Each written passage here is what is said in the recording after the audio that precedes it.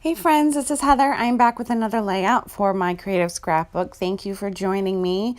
I am working on a layout using the February main kit, and I started out with one of their cut files, which is free to anyone. You don't necessarily have to be a subscriber to their kits.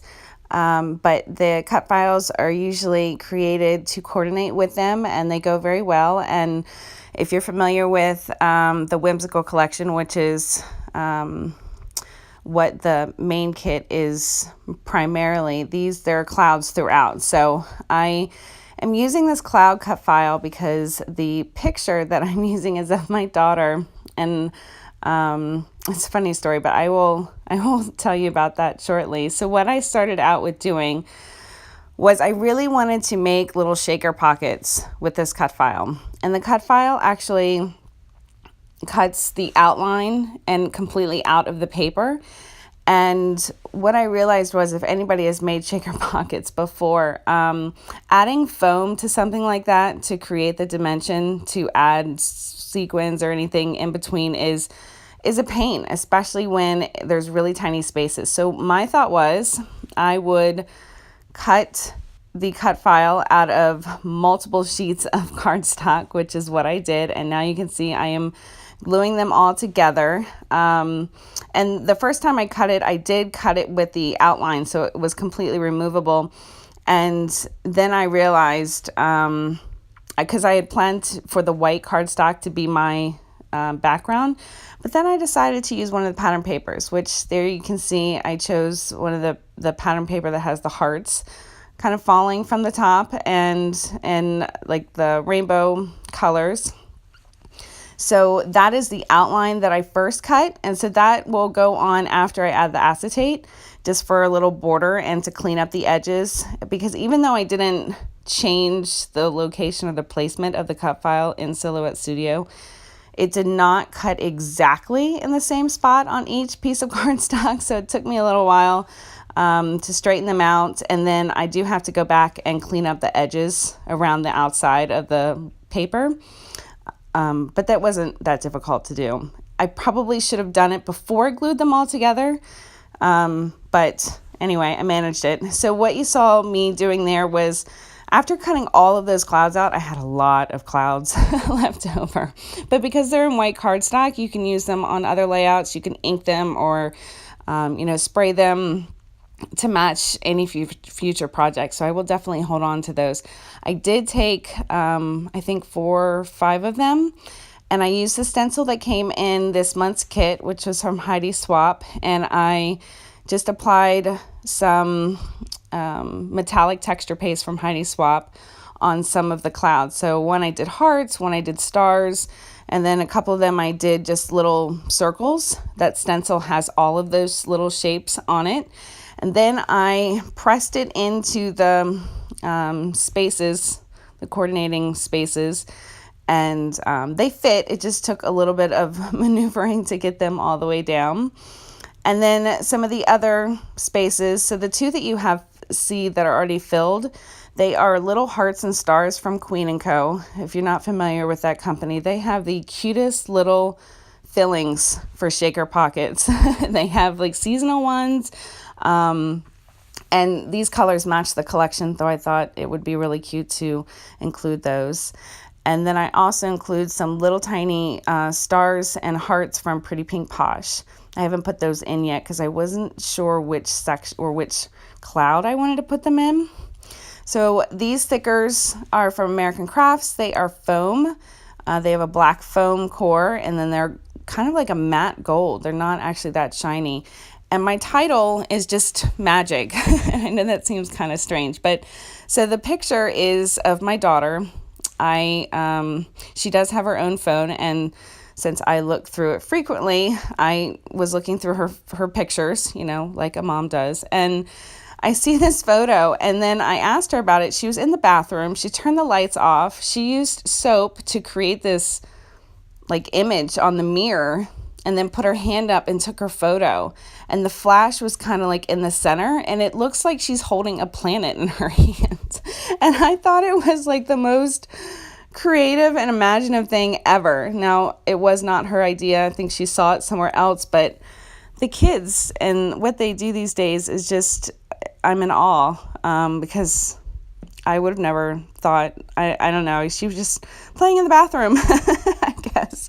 But I thought it was really cute, so I printed that out after sending it to myself, of course. And that is why I'm using the title Magic, just because, obviously it's not real magic, but I thought the idea was kind of magical. I do tuck in some journaling of that story behind my photo, which you'll see coming up later. I didn't really find a place that I thought was appropriate on the front of the layout. I just, most cases I find a location that I think adding my journaling won't affect the overall finished look of it, but in this case it did. So I am matting my photo on a couple of pattern papers, and I mat it twice with this striped paper, and then I end up taking off one of the layers because you'll see one of the corners has that's visible, shows a color that's not really in my layout, and it was standing out to me so vividly, so I end up taking that layer off. So I have this little pouch of acetate, all different types of acetate. Some of it's just packaging from products. I hold on to that stuff because you never know when you can use it, right? And so why buy all your acetate when you get so much on packaging, right? Reuse, reduce, recycle. Anyway, so I am just making sure that my little mixed media clouds are in there securely, and I added my acetate, and then I glued that outline over top of it just to have a clean edge, and I think it gives a nice little border. I guess I haven't glued it down to the main layout yet, but there I'm just showing you all the acetates down, and then I did glue it with my Scotch Quick Dry glue, and that worked fine, but just to be sure I secured it with some washi tape, which obviously wouldn't be visible once I add that top pattern paper. So I am putting some fun foam on the back of my photo, and I ran out of the adhesive back fun foam.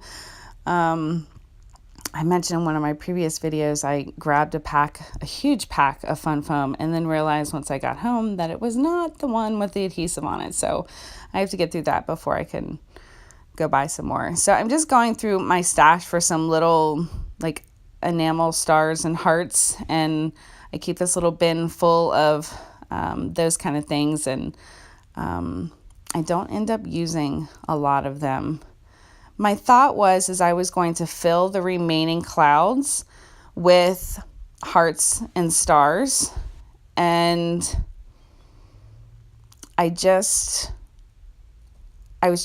realized at this point I kind of wanted to keep it like tone on tone embellishing.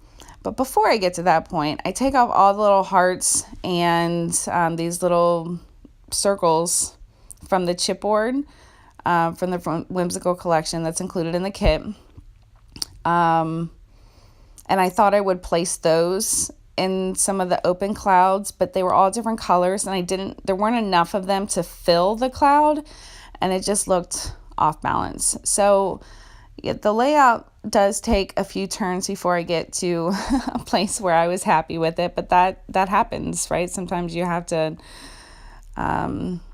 play it out and see where it goes. So here's where I'm just sort of auditioning pieces to go, and I put all those little circles in one cloud, and then I take them all out, and I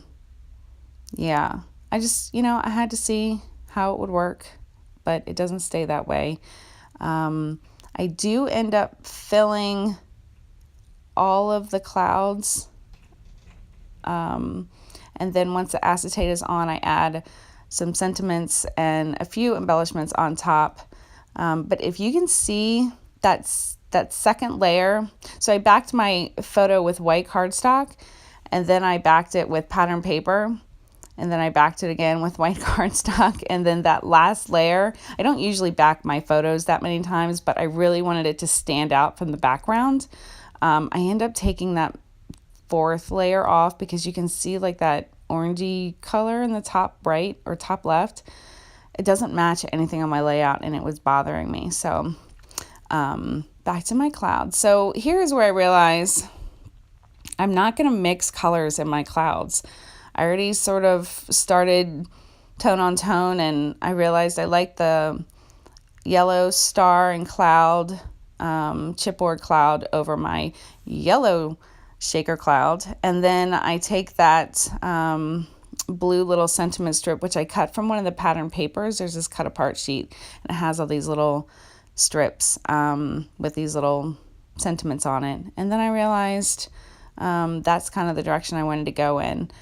So that is the tag that I end up writing my journaling on, but I needed to tuck it in somehow and it wasn't really working. But then that's when I take off that layer mat but behind my photo, and then I'm able to add the double-sided tape back in a way that my tag fits when I slide it in. So going back to filling the rest of the clouds, I took more of the chipboard clouds and added, and then some color coordinating hearts and stars to add on top. And yeah, this is where I started tearing it apart. And my heart was like, oh my goodness, what am I doing? Because I don't know if it's ever happened to you before, but I have tried to take off layers of matte and foam, and I end up sort of like distorting the photo some. And it's not that big of a deal. I could have reprinted it, but yeah, I didn't want to have to. I have a selfie Canon, or Canon selfie, I think you would say, which I don't use for all of my photos. But if I want to change it to black and white or change the size or something, it comes in really handy. And I have found that the cost of the paper and the ink is really not that much more than a regular one. And the convenience to me makes up for any difference there might be. So if you notice there, when I added the foam back, I put down strips of double-sided tape with a little pocket so I could fit my tag in, and I wrote the little story I told you about the photo on the back. And now I'm gluing everything down, and I think now that I am completely satisfied with everything that's inside of my little clouds, I am gluing on the top pattern paper. And it almost killed me to use this as my top because I loved the back of that pattern paper also. But, you know, it is what it is. It's just paper, right? And there are so many other gorgeous papers in the kit to use. So I got over that. So when I glued down the layers below, excuse my head there, I only used liquid glue because, you know, once you put down double-sided tape and you put it down wrong, you've got to do a whole lot of stretching and pulling to get it off. And I did not want to have to ruin all the work I had already done to layer all those cardstock pieces. So I think I did 7 layers of white cardstock. I'm pretty sure it's thick. It's like 80 pounds. So that gave me enough dimension in order to fill my shaker pockets without any problem. The only thing I did run into was making sure that I glued those intersections well enough to where those sequins and things didn't shift. So thank you so much for joining me. I really hope you enjoyed watching and you found some sort of inspiration. Definitely head over to My Creative Scrapbook to check out their current kits. And I will be back soon with another video. Thank you so much. Have a great day.